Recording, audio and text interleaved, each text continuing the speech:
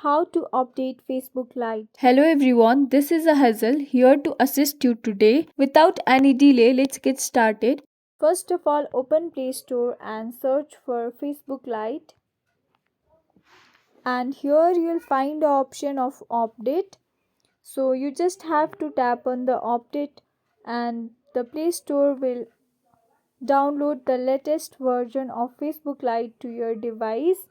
So as you can see here, we are not getting the option of update. That means the Facebook Lite has already been updated to the latest version.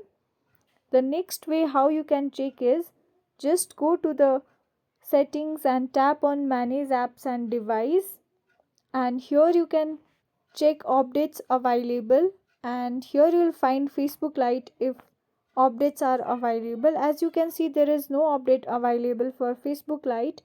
If it's available, you can tap on update and your Facebook Lite will be updated to the latest version. Thanks for watching. If you guys enjoyed this video, please like, subscribe and hit the bell for the updates. That's all for now and I'll catch you in the next one.